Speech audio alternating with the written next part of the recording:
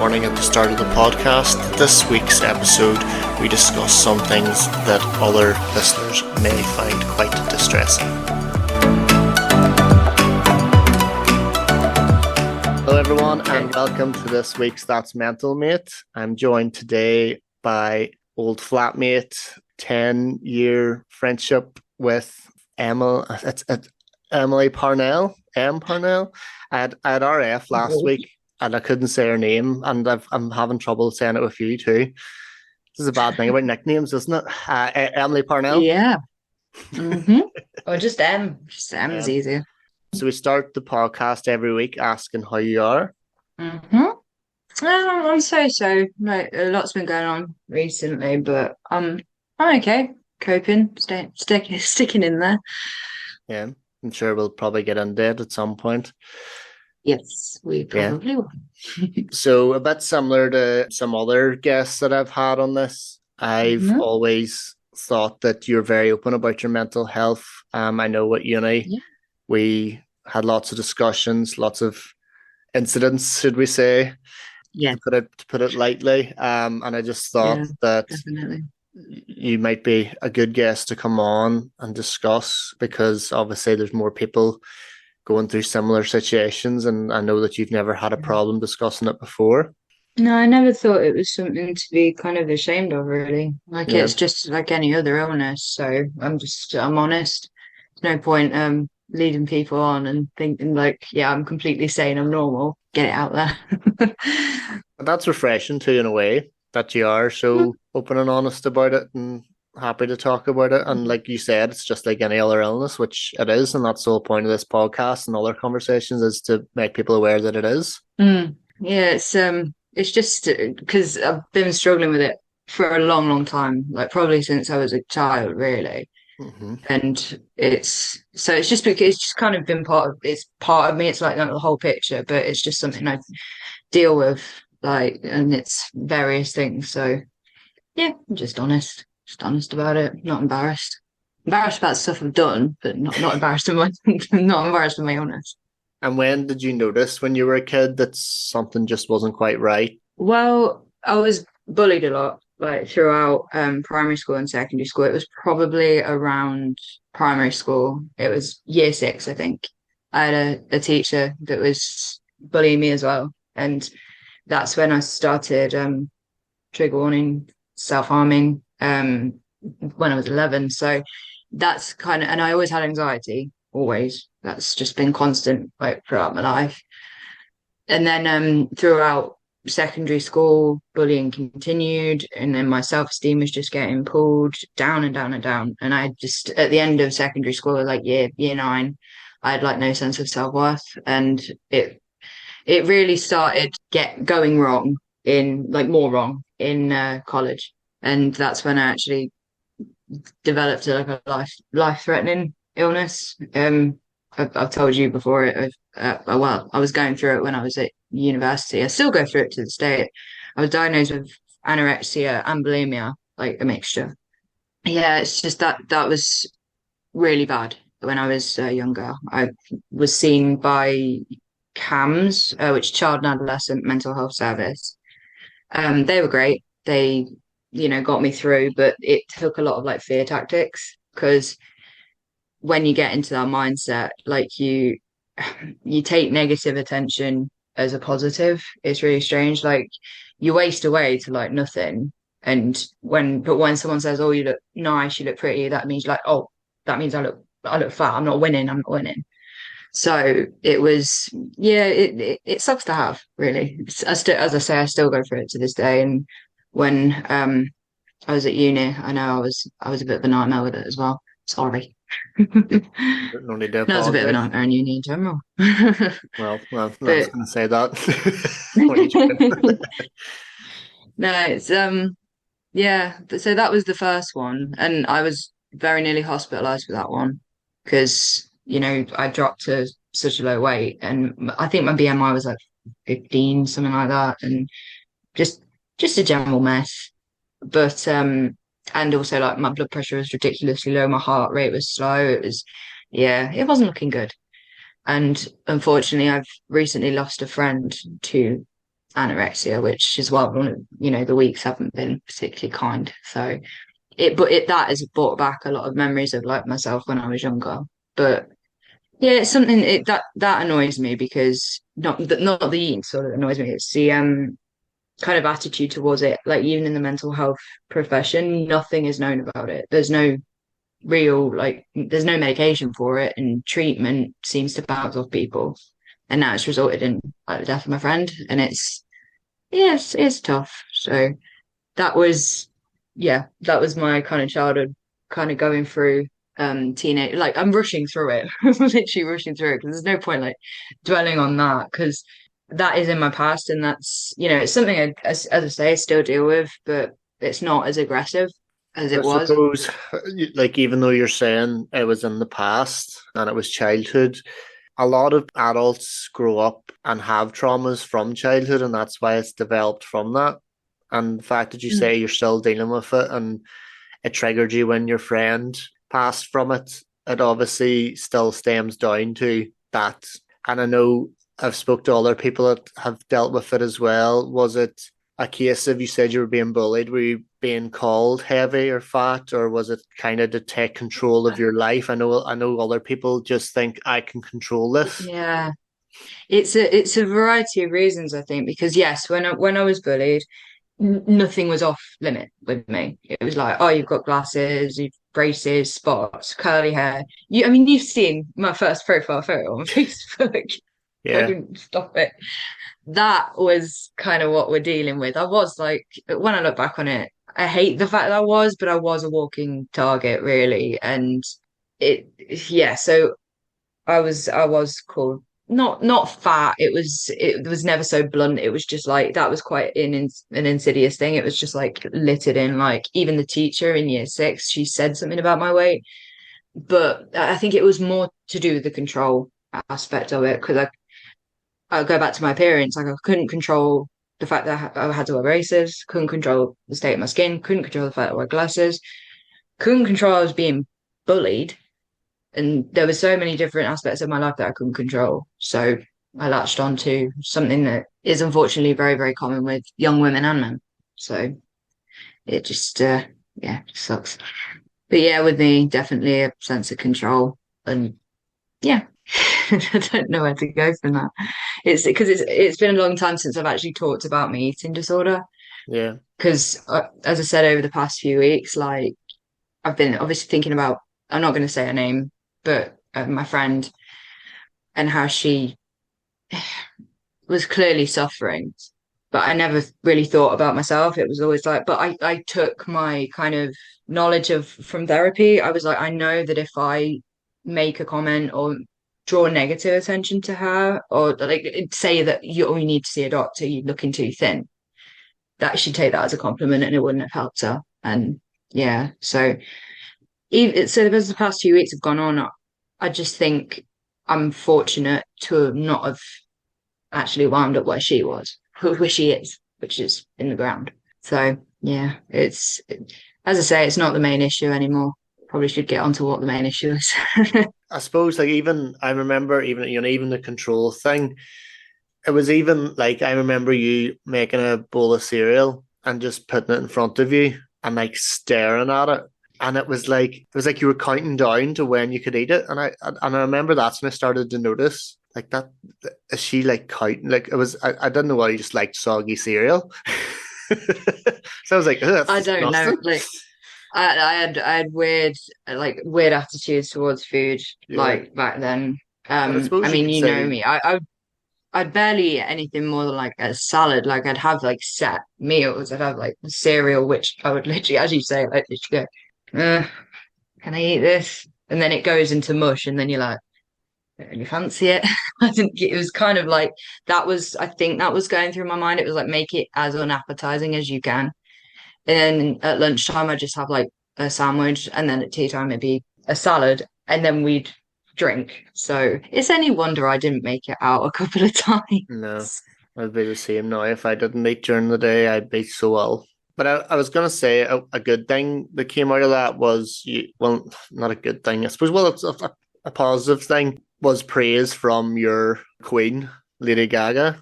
Yes. And how did Yeah. that come about? Well, she had a fan site. I think it's still up, but I don't think she's active on it. I'd posted a photo, I think about a few days before it, not tagging her, nothing, just because she was very interactive with her fans on there.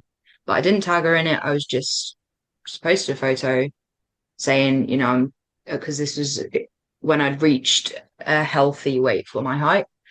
And so I took a picture. It was in a crop top, showing my stomach. It was a mirror selfie, and with a shitty phone, I remember.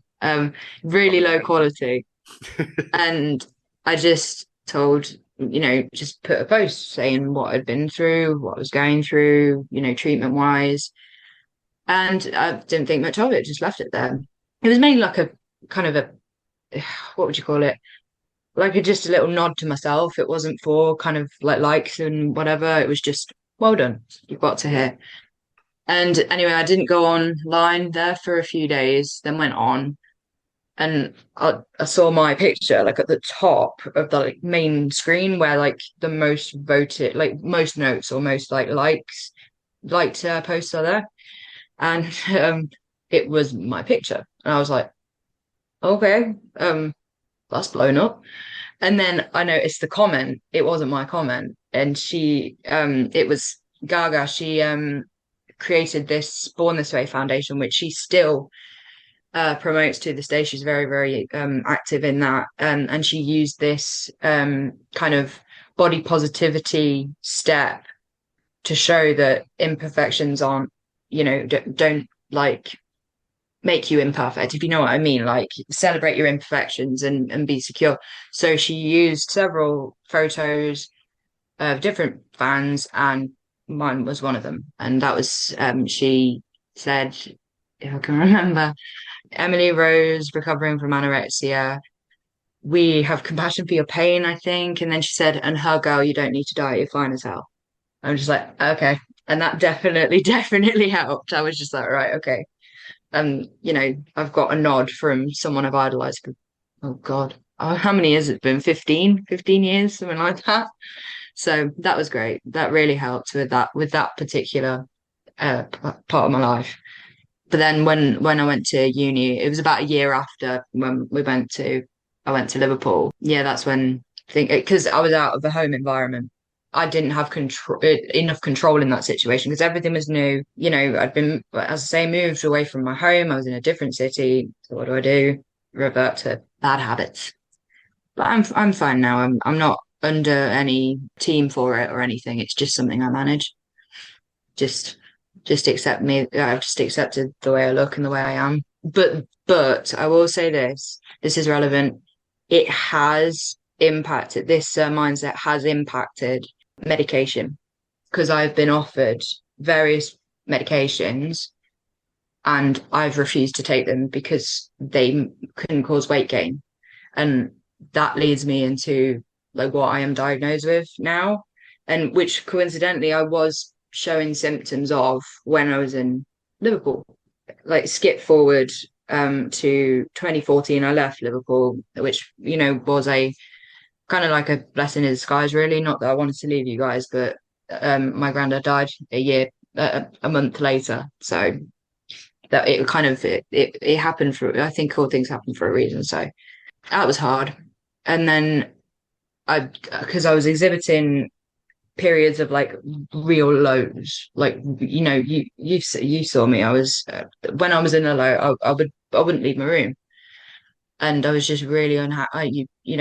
Depression. It was depression, but I had periods of being really, really hyper. Not, it wasn't so aggressive in Liverpool, but I would have these stages of like spending a lot of money or, being, having a one track mind and then multi tracks. It was just, it's hard to describe the high elevated periods, but it got more aggressive because I would go to the doctor when I was here in Leicester saying, I've got, I'm feeling really bad, like in myself, my mood is low, and they diagnosed me with clinical depression.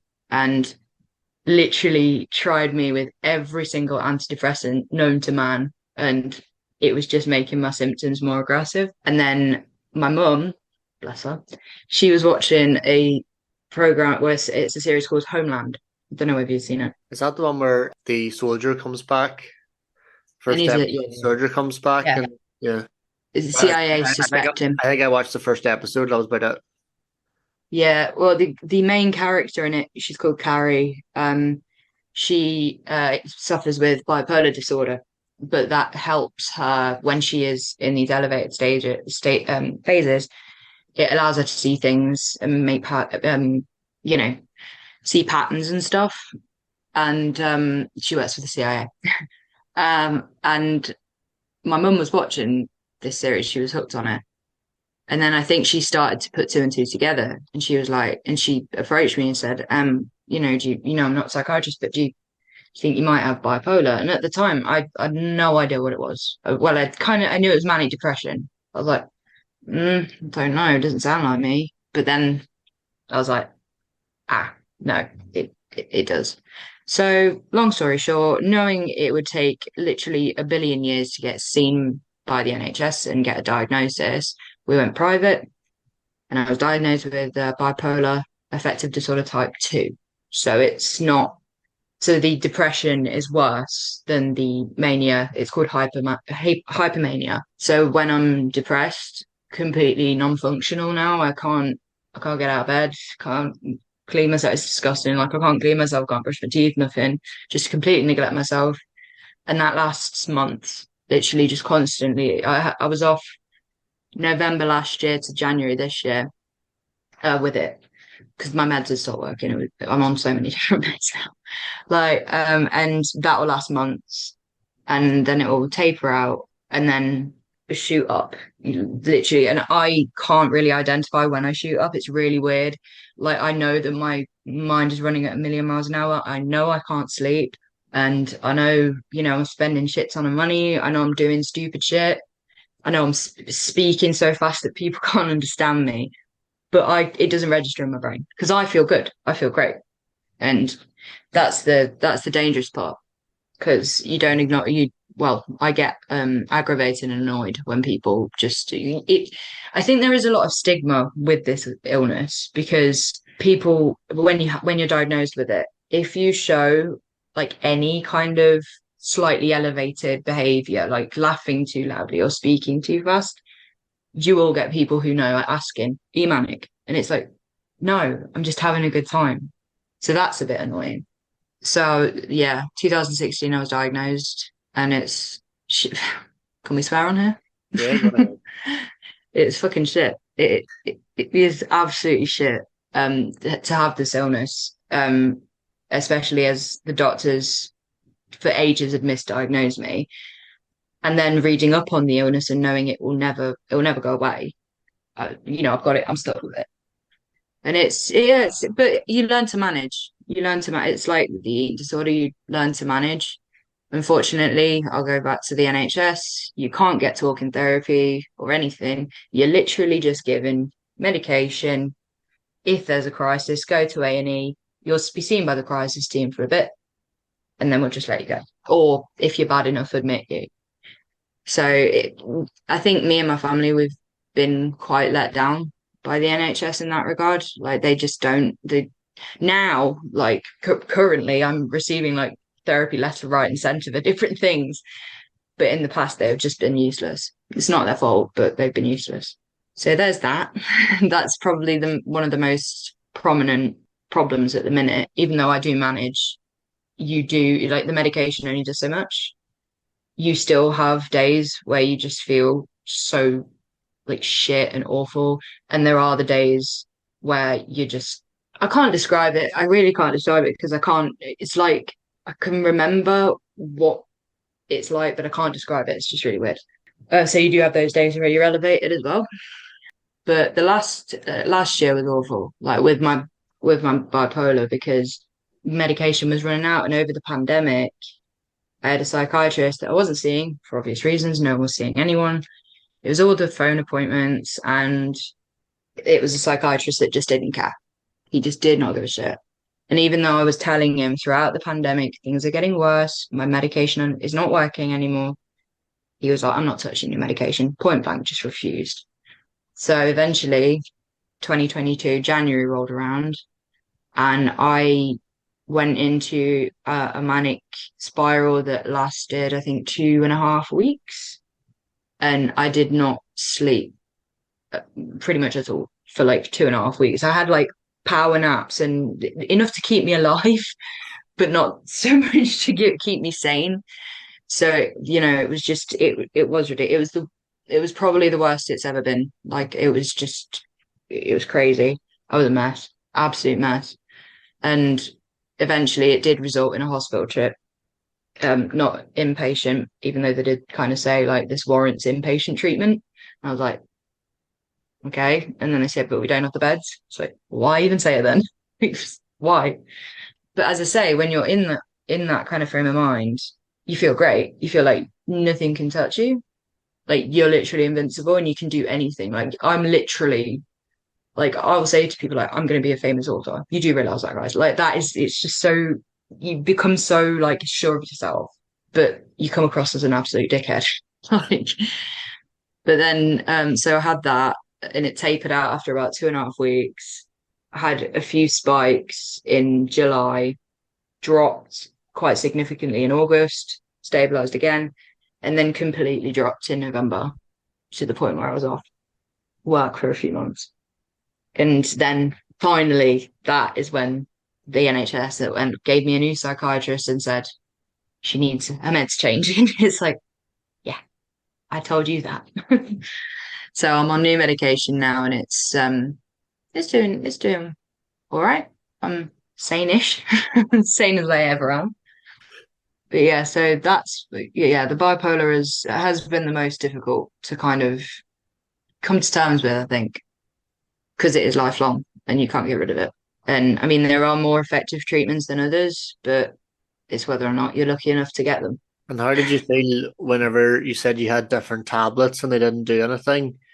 I've spoke to people before that have just said they felt numb and they didn't feel anything. Did you experience that, or did you just experience It, no change whatsoever? Or it depends on the medication. There was with the antidepressants, they did not help my state of mind at all. Like they didn't help. They just gave me physical side effects. So say sertraline, it made me feel so sick, like so ill that I was sick. I was shaking. It's just awful, awful tablet. Every time I say tablet, I think of sign number nine. But inside joke. But yeah, so sertraline was bad. I think any SSRI, so like citalopram, sertraline, mirtazapine, I think venlafaxine is another one. Any SSRI had that kind of effect on me, just made me feel incredibly sick and did not touch the depression and made the mania worse. With mood stabilizers, I'm on two different types. The motragine, which has been great because it doesn't really give you any physical side effects. It's an anticonvulsant, but is used as a really effective mood stabilizer, and that's mainly, I think, focusing on the depression part of what I have. That's been really good. Like I don't really get many side effects from it, and it helps with my depression a lot. But on the other hand, the mania needs kind of hardcore medication to combat that because that can distort your sense of reality, and that's when you become a danger to yourself and other people. So I am on antipsychotics. The first one I was put on was aripiprazole, and side effects were awful. Like, you ever got restless legs? yeah, It's all the that time. all the time. Yeah, It's just like you can't sit still. It's vile. I'm And on, you go hot and cold, hot and cold. I'm on tablets at the moment for Parkinson's to try and stop them. Um, Hmm? and whenever if I'm sitting still, like if I'm lying on the sofa or lying in Oh, bed, restless legs, I get it. yeah. Thought you said you were getting Parkinson's. I was getting No, worried. I'm on tablets that are for Parkinson's. I was like, I don't have Parkinson's. What's going on here? Yeah, with aripiprazole, that was a really bad side effect. And they gave me diazepam, which is Valium, to combat the restlessness. But they never took me, so I still take diazepam. Gives you a great night's sleep. Yeah. But the aripiprazole was effective for a long time. I had a combination that was really good and worked for a long time until I think it was about 2021. That's when it started tapering out. And because that's what happens with bipolar, your body becomes used to the meds. So they either have to adjust dosage or put you on new ones. And because I'd been on this combination, it was lamotrigine, aripiprazole, buspirone, which is for anxiety, and diazepam. It was a great combination, really helped until it didn't. And then I've been put now on, I'm still on lamotrigine, a higher dose, but they changed my antipsychotic to quetiapine, which it's it's difficult. It helps my high phases definitely, but probably because it makes me a freaking zombie. Like honestly, because I have to take it at night, set my alarm, and take it again in the morning. So it is very difficult to wake up for that alarm, then to take it again. I'm not functional till like 11:30 in the morning. I'm not being lazy, it's my tablets. So, but as I say, it's been really good at targeting the manic side of it. So I think I'm on a good combination here, but in the past, yeah, it's never really made me feel numb or anything like that. That's what I kind of imagine the antipsychotics like a olanzapine, clozapine kind of thing maybe make you feel. And some antidepressants, but I never felt numb. It was just why aren't you working? Like more of a kind of mindset. So yeah, it just feels like it feels like a rattle most days, you know what I mean? I've taken Yeah. so many tablets to just like rattle when I walk. Whenever you But said you got the perfect combination and they mhm. worked great until they didn't, do you think that was just your body growing accustomed to them or Yeah. yeah, Yeah. Well, actually, I think this is where I will bring up London. In London, I was victim of sexual violence, and every year when it comes around to that point, it's November, I feel terrible. Like it's just like something in my mind is just like even if I'm not thinking about it, my mood just drops. And I think that's when I started. So it was, but for a few years, I'd been okay whilst on this medication. And it was 2021 in November that I dropped, and it was just like, not so much memories because I had suppressed a lot of memories, but I'm receiving treatment now for or counseling for what happened. So unfortunately, that has unlocked a lot of memories that I've suppressed. But during that time, I wasn't really thinking about it. It felt like an anniversary, and I didn't want it to be an anniversary. It was just yeah. So that's when I kind of started thinking, yeah, something's not right. Why are you reacting like this at this time of year? Because I won't lie, like when that happened, it was 2017. It it fucking messed me up. As I mentioned, like self-harm before. There's nothing compared to what I did in London. I was just, I was in an absolute state, and I did neglect medication then. So, it's I don't know why. My natural line of thought goes to this because I think what happened in London, despite already being diagnosed with bipolar, that has been the biggest toll on my mental health. still Definitely. still trauma? Oh yeah, 100%, 100%. And because, but I went through this kind of mindset afterwards of course it was going to happen to you. Why wouldn't it? You've been through this. You've lost so and so and your cat and God knows how many other people. It's just like it just felt like kind of resigned for a little bit, and then it wasn't, and I felt everything, and it was just horrendous. And I'm working through that, but I definitely have PTSD from that because still have nightmares about it. And as I said, I'm receiving counselling for that, and it started in July. And after like the second session, one night I was literally just in here, and it was like someone had like turned a film on, and every single detail of that night came back, and I felt exactly the way I did that night. And I'd sworn to myself that I will never ever feel like that again. But I did that night. So wound up in A&E again and was seen by a crisis team and stuff like that. And they were great. But they were saying, oh, didn't, so and so ever, my counselor ever tell you this was going to happen? I was just like, no. But I guess I should have expected it because I'm talking about it again. I think when it happened, November 2017 till August 2018, that's when I was quiet. I did not tell anyone, didn't go to the police, nothing. And yeah, I was a horrible person in 2018.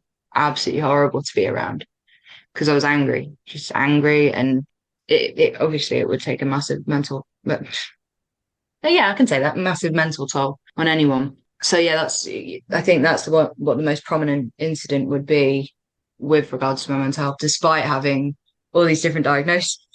And people say there's a trigger as well, isn't there? Like it's just the fact that you were aware that you had all those, but someone might not be aware that they had those, and then a trigger like that could push everything Mm. else into the limelight as well.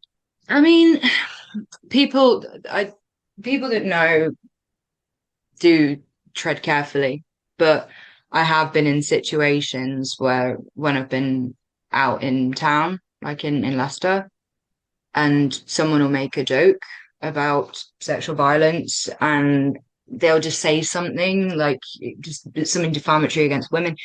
That kind of thing, it doesn't trigger me, but it just I just get this feeling in my stomach. And so that kind of thing, like just this blasé attitude towards like survivors or victims. I think my main triggers are visual ones. So anything on TV, anything, like a TV show or film with that in, that just sets me back. That sets me like a whole way back. So I tend to just like I'll read up on like IMDb or whatever, with like spoilers, not spoilers, but like trigger points, trigger warnings. No, Leicester.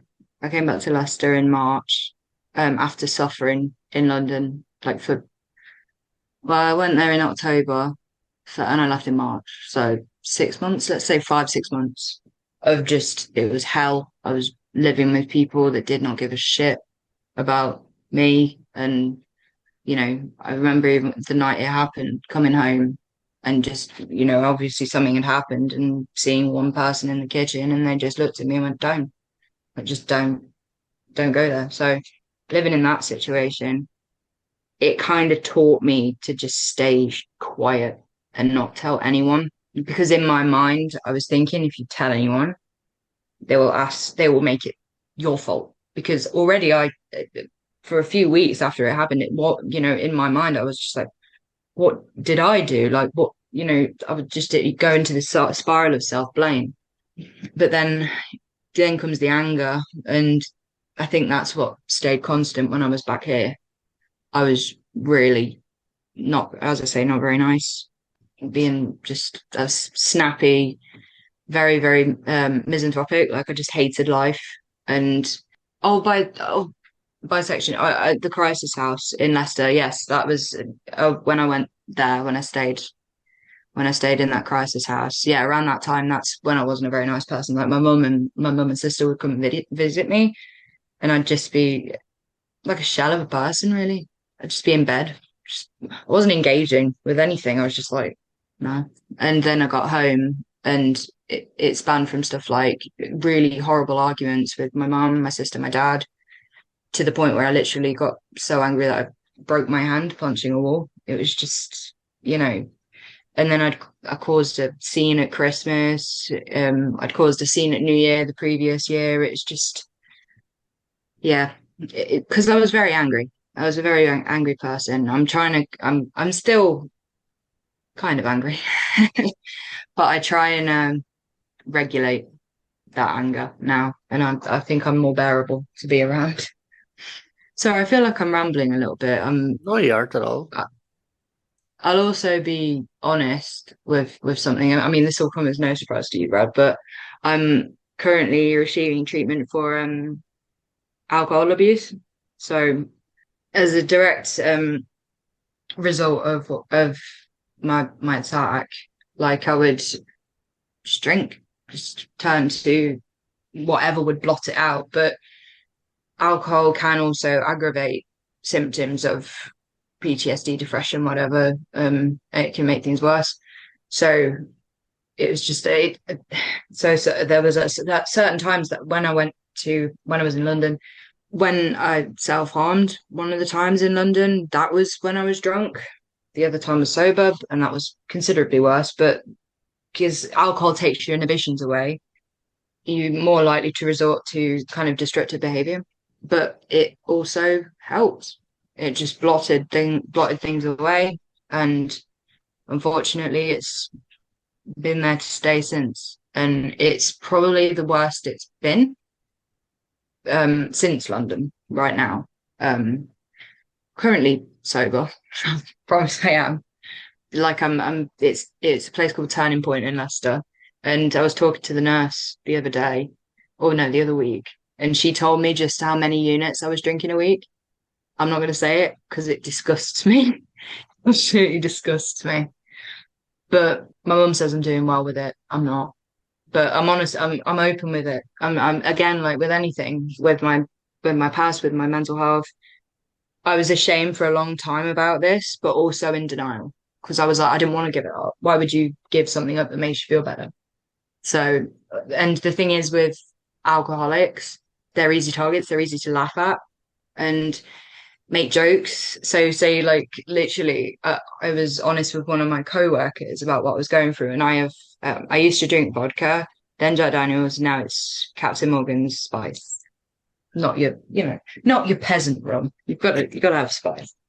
And been honest with one of my co-workers about what I was going through. And she's not very she's younger than me. She's only 20, and she said to me, "Oh, there's there's a Tesco that's selling Captain Morgan's a litre of Captain Morgan's for like 16 quid." I was like, "Why would you tell me that?" Because it's literally like stuck the red rag to a bull, isn't it? Or moth to a flame. Moth to a flame is better. I am ashamed and unhappy with myself right now because I know what it will entail if I don't stop it, if I don't get it under control. Because I've always said I don't want to stop drinking completely. I just want to be a normal functioning human and be able to like go out with my friends. If I go up to Liverpool and see you, I want to be able to go out, and have a good time, just getting it back under control. I'm trying. It's not seeming because I'm not being seen regularly. I've not been allocated like a person yet. I'm just being like talked to by nurses and stuff like that. Getting injections, so it's always fun. But yeah, they've mentioned like detox, rehab, stuff like that. But unfortunately, I can't really afford much time off work. Not even for this, because I'm high functioning ish. Like it's the first time I've actually been like public on like because I know you're gonna post this somewhere, aren't you? Well, it's going to be on Apple and Spotify and YouTube. Oh God, sometimes. Just oh God, I've just like confessed that to basically the entire internet now. I didn't realize it was like on a massive scale. But yeah. I can edit it out if you want. No, no, no, don't bother. It's just it because people need to know that this is what can happen to people that have suffered what I did and with stuff in my past and specifically victims of sexual violence. So you were saying about the amount of units that you use, and you were embarrassed by that. Was that by yourself? Was that out at bars with other people? Was it social drinking? What was it? On my own, literally on my own, drinking because I needed it, not because I wanted to, just because I needed it. Because I'll get withdrawals now. Like I've held up my hands, they're shaking, and it's just the constant crave. I don't get hangovers anymore, like at all. I mean, I'll get like I feel sick and sweaty and shaky and get a runny nose and stuff. Like it's I guess it's like withdrawals with anything, but it's not nice. And just knowing that I've pushed myself to this point where my body needs alcohol to actually function. And it's horrible because I think back like 10 years ago when I was in Liverpool, it wasn't like this at all. Like it wasn't even a fraction of this. We drank a lot as a flat, but nothing on what I'm doing now to myself. And it does stem back from my time in London. And it, I hate it. It's horrible. But I've got high hopes. I've got high hopes that I can actually get myself back under control and be more of a be more of a positive figure. Because I'm just realizing how fucking depressing I'm seeing it right now. No, So no, apologies. no. It's what I've asked you to come on and talk about. It's not a podcast about sunshines and rainbows. Like, It's um, true. True, it's not. you said that you think that the alcohol abuse now is down to your attack. What do you think triggered it? Because obviously it's been a few years. Do you think it just Oh, got it progressively worse, or progressively worse, yeah? progressively worse. But I think over the past few months since July, I think my tolerance has gone up, which means I drink more, but also it is because I'm addressing my attack head on and I'm talking about it. And memories have come back. And it's a lot. So I obviously turn to what I've been relying on to get me through. And it's now become a problem. And it's not nice.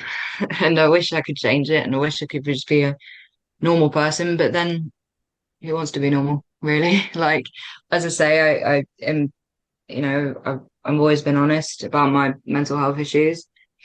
I'm honest about what happened to me and I'm honest about my alcohol use, but for a long time I did view myself as a bad person. I don't know why, just didn't like myself as a person, but I'm kind of coming to peace with who I am, and that's positive. So it's it's just been a long road, and recovery is not really for what happened in London. That's not really in sight just yet. I don't think it ever will be. It will just be dealing with it and living with it. And I try and see myself as a survivor, not a victim. Because for a long time, like I was a victim. I did feel like a victim, but now I kind of doesn't, and there is nothing wrong with identifying as a victim. But I choose to think of myself as a survivor now. It just sits better with me, I think. So yeah. Um, other than that, I'm grand. You were saying that the drinking's got worse because you're facing the attack head on through talking. Obviously, the brain's a funny thing; it hides things from you to protect you. And do you Mm. think you being in open therapy and talking about it is the thing that's bringing these images back, these flashbacks?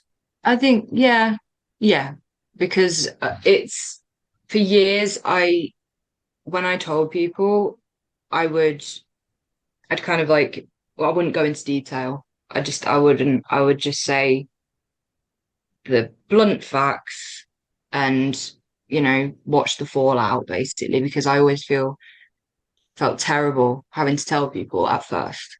I just felt like I was hurting them. So I would brush over details. I wouldn't go into anything. And now, when I was literally one on my first session, like leading up to my first session, literally in the car, I started crying because I'm like, I'm gonna have to talk about this. I'm gonna actually have to talk about it in detail and details I can't even remember. And it was a lot. And then obviously talking about what I did remember and being uncensored with that brought back everything else. And it's it's a hard thing to, I mean, that's putting it mildly. It's a horrible, horrible thing to have to live through and live with. I mean, words like I was still, I'm trying very hard to, connect with my therapy and take on board what my counselor and my therapist is saying to me. And, I do believe it wasn't my fault. I didn't do anything wrong. He did. And he, thankfully, I will say this, he is rotting in prison now. But that there was questions that always got to me. Like a few people did it, but one of the questions was, why didn't you go to the police? And I'm like, I didn't know how to fucking answer because I was like, because the police don't seem to take it as seriously as we'd like them to, if you know what I mean. I mean, for God's sake, a Metropolitan Police officer literally murdered and raped Sarah Everard. So, who are we supposed to trust? I mean, and that was after my own attack. It was just, and I think the idea of being questioned by police and saying, them asking the questions, were you drunk? Why did you do the da, da, da, da, all the basic questions that you feel as like you're being blamed for it. Just like it alleviates their blame when they were in the wrong. And yeah, so I think and a few people have said the dreaded questions. Why didn't you go to the police? What were you wearing? Were you drunk? Why were you on your own? Blah blah blah, like stuff like that. It always gets to me because it does feel like the blame is shifted. But I think that is just, I don't know. I think sometimes with people, it's their way of trying to justify what happened in their own brains and make it less traumatic, if you know what I mean. I mean, it's not, it's no skin off my nose. Like you do you, but appreciate, don't ask the questions. And I think when I first went into that room with the therapist, in July or late June, whenever it was, I just thought it in my mind, it was like I was on trial. I was like sitting there and I was just thinking, she's going to ask the questions. She's going to ask the questions, this, that, and the other. All these scenarios are running through my head, but she didn't. But yeah, she's been absolutely amazing.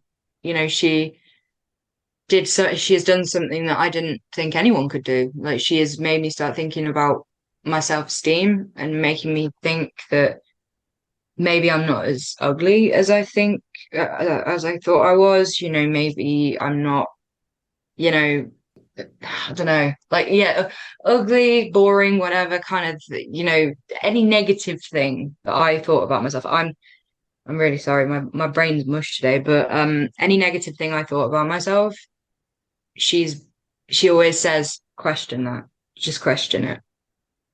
And she'll ask me like, why do you think about that? Like, what about you is, I don't know, what about you is ugly? Like, and I'd list something, and then she'd be like, and she'd just lead on with questions about that. So she's just been amazing. The whole team there have been just brilliant. But unfortunately, it does bring back memories with good comes bad. So it's a long, long road.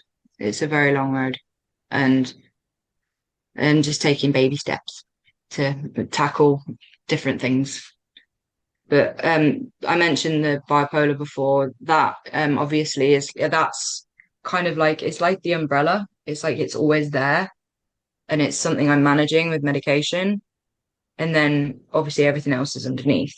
And it's, if that makes sense. And I'm trying to tackle the stuff that's like more easily negotiated, if you know what I mean, even though it's not. Like, because obviously I can't change the bipolar. I can't change it, but I can do something about my drinking, and I can try and do something with what I experienced. So Well, that's what I am definitely rambling now.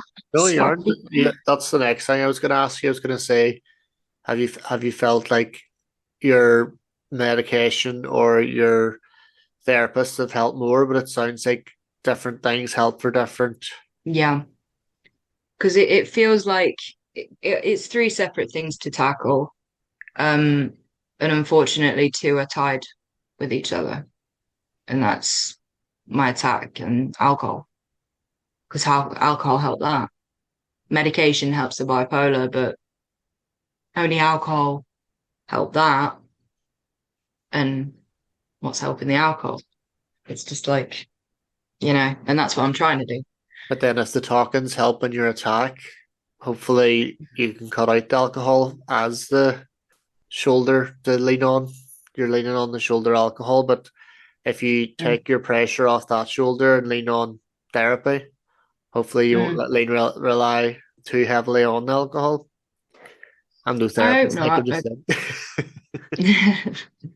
I think as well, like having a therapist has been really useful because for years I felt like embarrassed and ashamed to have to lean on other people, so I don't try.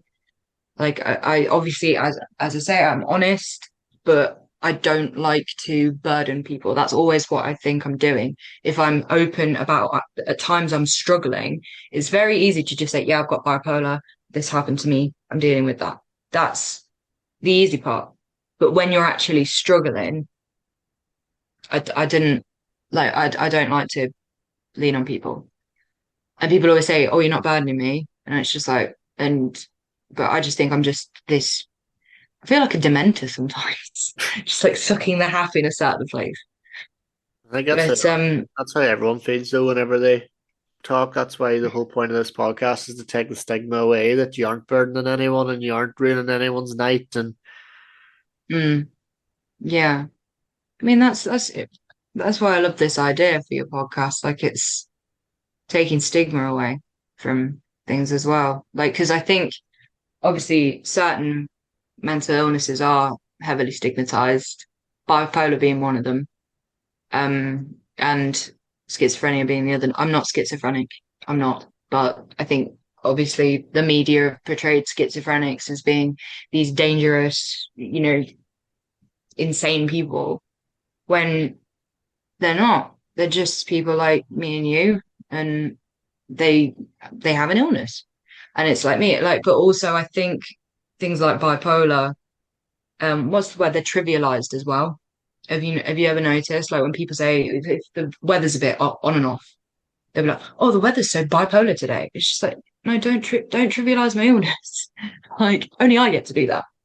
Like it's yeah, it's just a shame that not more can be done for the bipolar part of it because obviously it's been literally how many years? Maths is falling short. 7 years. 7 years since my diagnosis, and not once have I ever received talking therapy for bipolar. Because I okay. think they know you can't do much That's with what I it. was going to ask. I was going to ask, can there be talking therapy for bipolar or is it just I, medication? I, I don't know. I think some people will benefit from cognitive behavior therapy, I'm pretty sure. But and sometimes grounding, I've heard that sometimes helps. But with me, it always felt like they just left me to get into a state until the NHS would do something. Then they'd be like, oh, okay, yeah, maybe we should step in now. Or maybe, this person isn't lying. Because I think I keep thinking back to January last year when I was in that manic state and I had started hearing things, I had started seeing things, and I was a complete mess. And to the point where it stopped being fun anymore. And I was just very agitated, like literally. And I mentioned shaking with alcohol withdrawal, but with the bipolar, with me personally, when I'm up, I shake like a leaf. Like literally, I can't keep my hands still, and I can't sit still. And it's just when I was in the hospital, when I was in A&E, literally, I wouldn't sit down. I was pacing up and down, up and down, up and down, to the point where it was like disturbing other patients. And I just remember hearing one woman, she was off. I was on the ward, and she was off in one room, and I just had to go to her. She was like, "Why is that bitch pacing?" I was like, "Sorry," but I didn't say anything because I'm even in the throes of mania, I'm not rude. But yeah, that's when I first was taken to the hub in at the Bradgate unit in Leicester.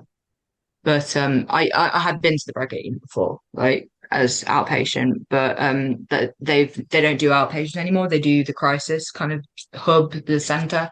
So I've never understood this, but you get there and they do like a full health check on you.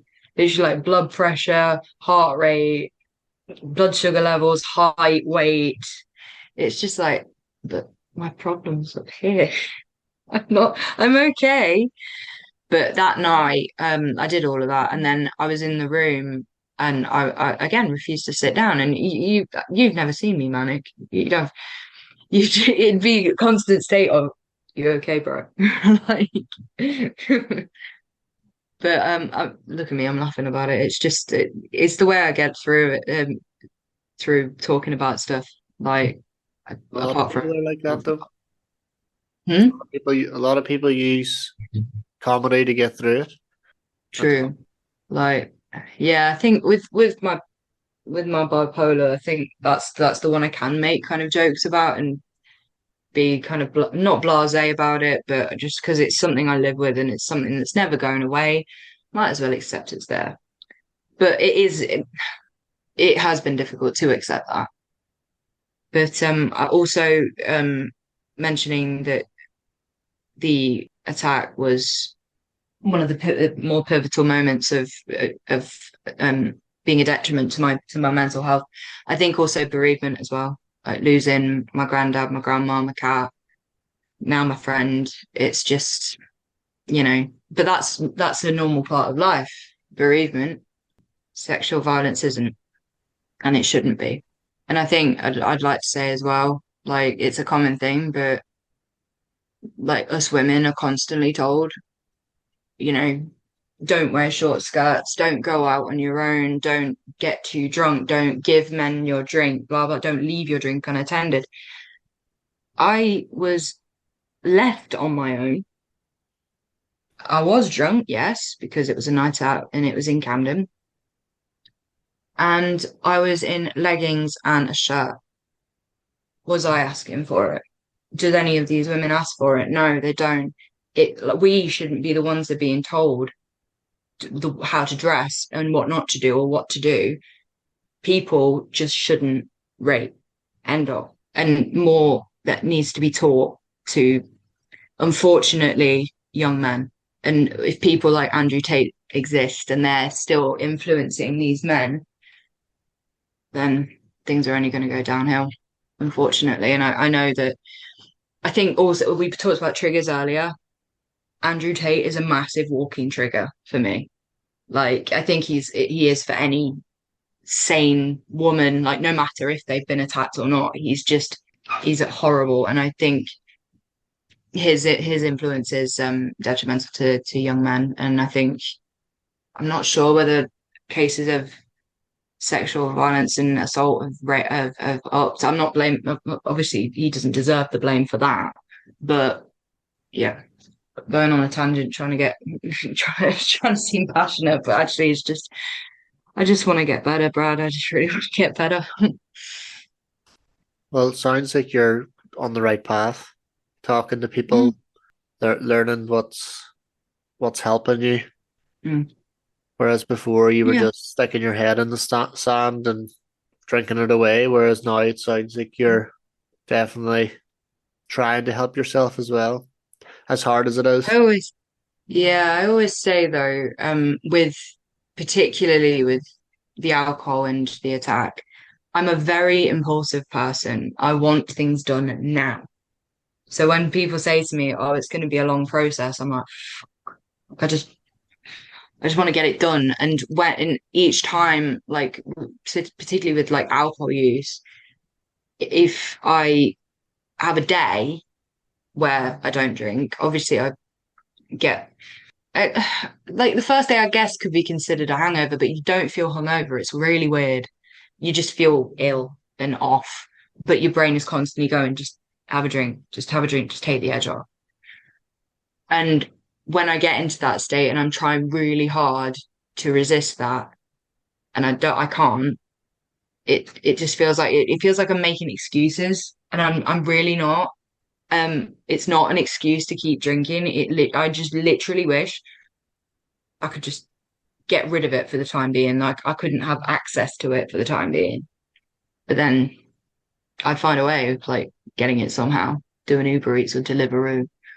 Like it's just, yeah. Life hasn't. I'll say this. Like life hasn't been particularly kind to me, but I've kind of got to the point now where I wouldn't want to trade my life with anyone else's because of the people I've met and the experiences the good experiences that I've had. But unfortunately, my this prominent part of my life is causing a lot of issues at the minute. And I'm trying to look forward and I'm trying to, you know, think more positively and hopefully in maybe like this time next year, maybe I'll be more functioning. I won't say entirely better, but more able to function. But you saying that you're an impulsive person, that's just like someone that says they're getting an antidepressant or an anti-anxiety and they think, oh, I'll pop this pill in 20 minutes time, like a paracetamol, I'll be cured. Mm, Trauma doesn't work like that. Unfortunately, I wish it did, but it mm. doesn't. Because how many times I've just it's a weird frame of mind to be in, but I literally just think just get over it. Just get over it. You should be over it by now. Mm. No, it doesn't work like that. No. Because I think that stems from mainly just wishing that it didn't happen. And yeah, it's just I really feel like I'm making no sense. Like my brain, it just feels like I'm being really slow today. No, you're making perfect sense. Don't worry about it. We finish every podcast asking the guest if there's someone that's listening to this that's going through something similar that you have gone through, or is picking up on your points, thinking I feel like that sometimes, or I do this sometimes. What advice would you give them that makes you feel better? So if you are triggered or you're having a bad day, what do you do that helps yourself get out of bed in the morning and make yourself feel better? I mean, with are we talking about one specific issue or just Just in general, if you wake up and you're like, I'm in a horrible mood, I've barely slept, I'm mm, worried about X, Y, and Z, something that you do to make yourself feel better. I usually resort to music. Oh, like that is a massive part of my life. I'm not musical at all. I can hold a tune. That's about it. But I love listening to music. And I feel like when I can just focus on that, everything else feels a bit better. But also with regards to, alcohol addiction, sexual violence or assault, I now would say reach out and tell someone, particularly with the sexual assault slash violence. Alcohol is a different kettle of fish, and you reach out when you're ready. But with this, the more people know, the better. If that's not too broad a statement, because if we're silent, these people they have power because they're not being held accountable. And I couldn't identify my attacker for a long time. Have been able to now. I'm not going to say his name, but just suffice to say he is in prison, and people have come forward and identified him. And I haven't spoken out. I never went to the police. I just know it was him. Um, and I do regret not going to the police. I don't regret. I don't not regret doing that. I don't regret not doing that. There we go. It's clear I studied English, isn't it? So many double And negatives. but the months that I spent in London alone, isolated, not telling anyone anything, was one of the worst times of my life.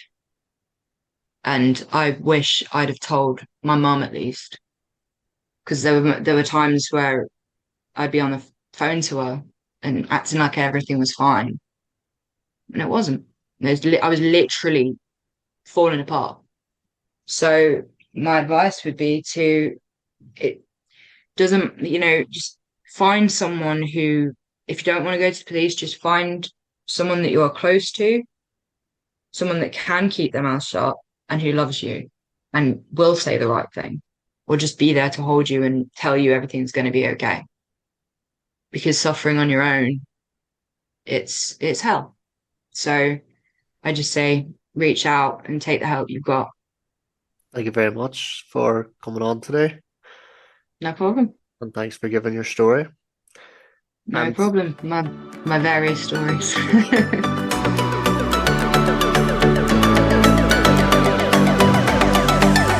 Anyone negatively affected by this week's episode, there are a number of links in the bio to help.